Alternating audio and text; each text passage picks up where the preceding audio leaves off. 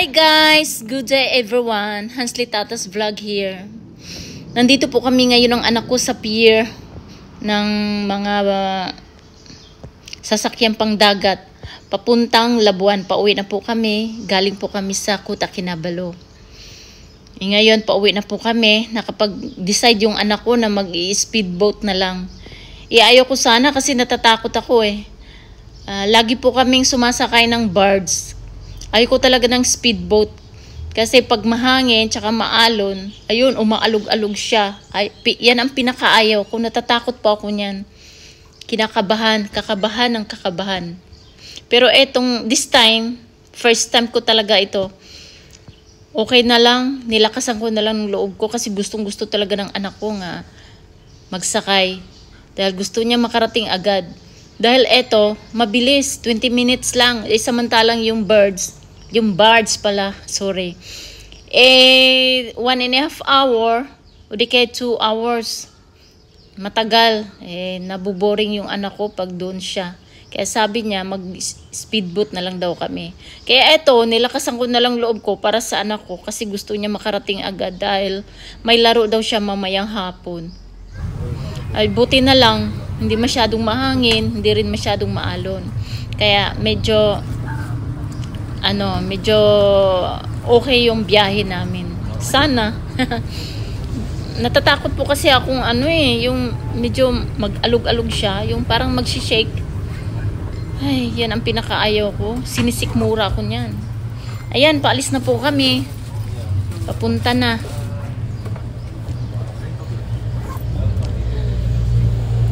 Pinipilit kong maging okay.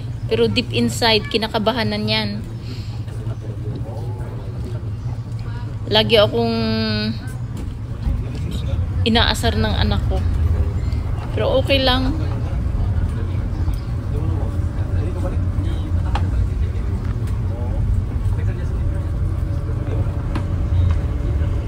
Ayan, paalis na po kami niyan. Hinihila na po yung lubid. Paalis na. Ayan, medyo kinakabahan na ako niyan. Lapit na po kami, nasa gitna na po. Medyo umaalog-alog na siya. Nagsishaking na po siya konti. Kinakabahan na ako niyan. Sinisikmura, konti lang naman. Natatakot na, nag-start na. Nandiyan na kami sa gitna. Nasa gitna na kami. Salamat naman hindi masyadong maalon. Medyo malinaw ang dagat. Maganda din palang mag-speedboat. Ang bilis. Okay kung walang kung walang alon. Pero pag maalon, ayaw ko talaga.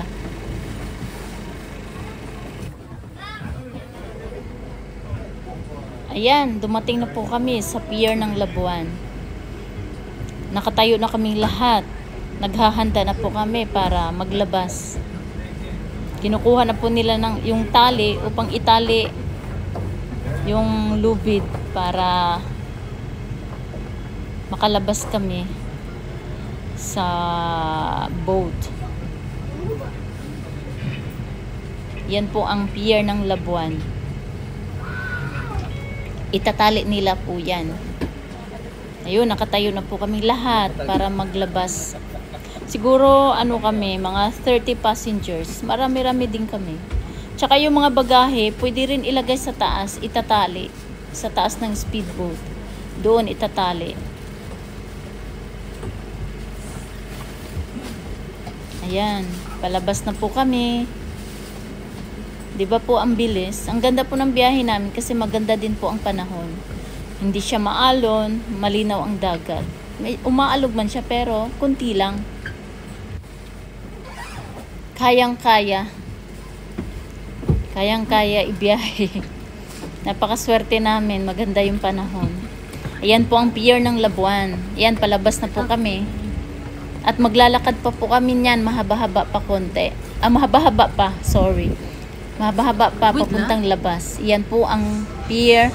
Tsaka yan po siya, yung tinuturo ko, yan po ang maliit na ferry. Maliit siya pero mahaba. Ang biyahe naman yan is once a week lang. Dati araw-araw niyan, pero ngayon hindi na kasi marami na pong mga sasakyan pang dagat, yung pang biyahe papuntang Manumbok. Kaya once a week na lang po ang biyahe niyan. Pero yung speedboat, araw-araw niyan meron. Tsaka yung barge, araw-araw meron. Maraming mga barge tsaka speedboat. Yan siya, once a week na lang. Pero hindi pa ako nakasakay niyan kasi matagal din.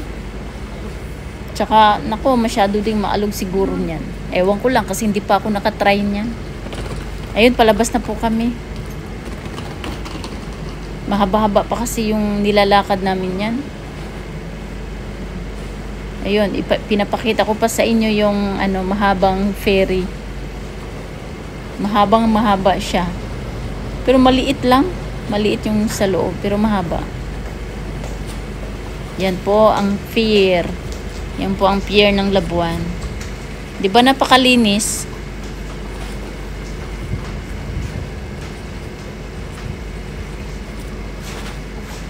Okay guys, hanggang dito na lang po ako.